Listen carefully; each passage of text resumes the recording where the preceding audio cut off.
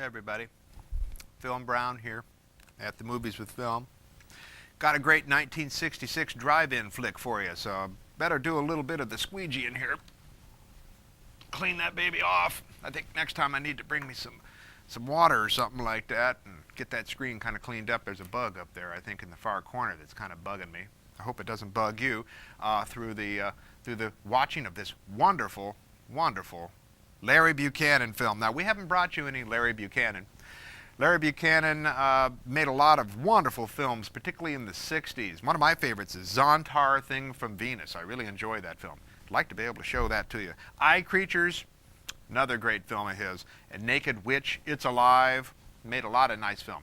The one we're showing you tonight, really a fun movie, Curse of the Swamp Creature, 1966.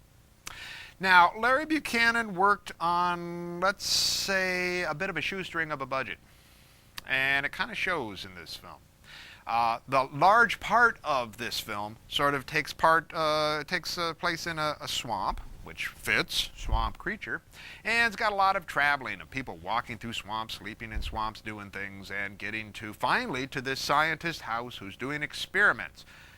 And as par with the course with these kind of films, this scientist is working with sort of this evolutionary type of thing, where he's trying to return man to his earlier state.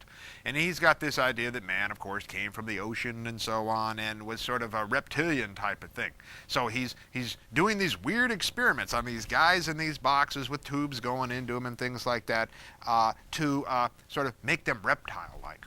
Now, you don't really, he sort of fails a lot. He's sort of a kind of a hit and miss type of scientist.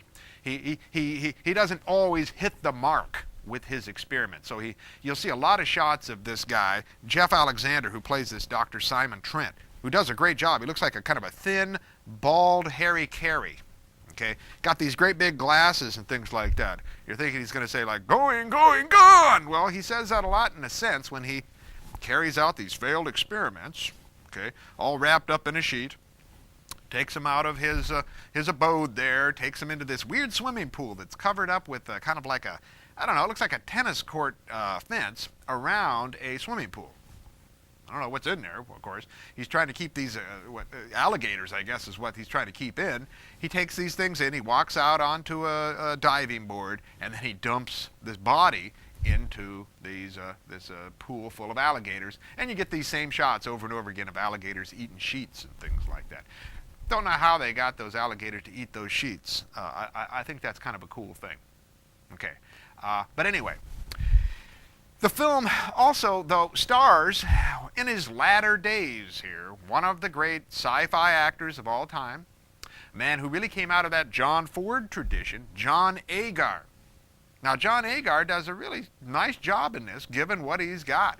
He plays this guy who's out to do some expedition work, looking for oil, okay, out there in the swamps. And the film starts off really with a red herring. I won't go into this too much, but the film looks like it's going to go one direction, and then it kind of throws you a whammy and goes into another. I think you're going to enjoy this very complex film that Larry Buchanan has kind of pieced together for you.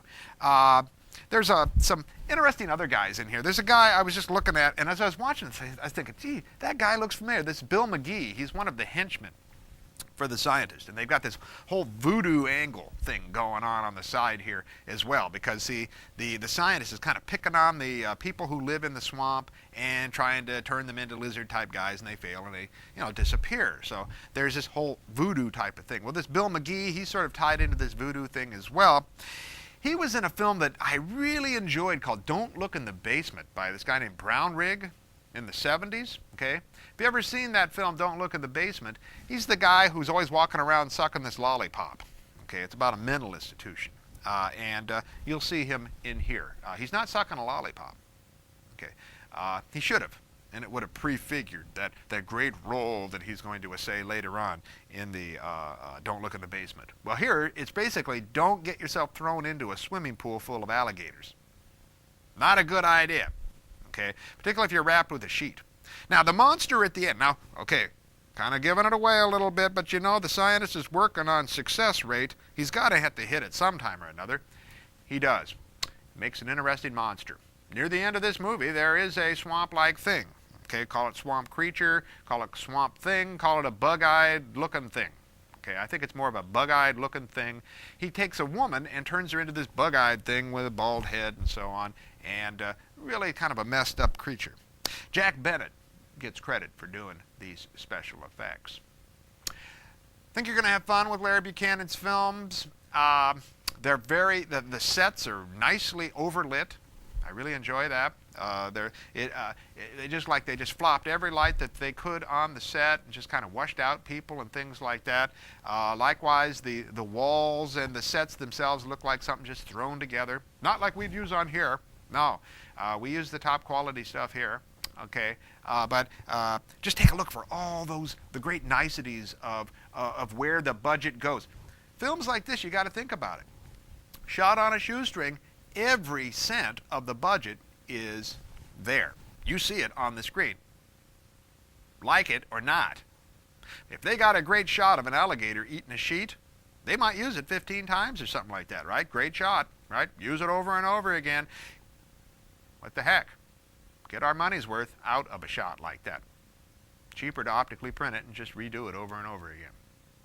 Think you're going to have fun? I had a great amount of fun watching this Jeff Alexander as this Simon Trent, this doctor. Ooh, the opening scene where he sort of mumbles through to one of his henchmen about science and about himself and about things that are going on. He's a great actor, and it's one of those great lip sync films.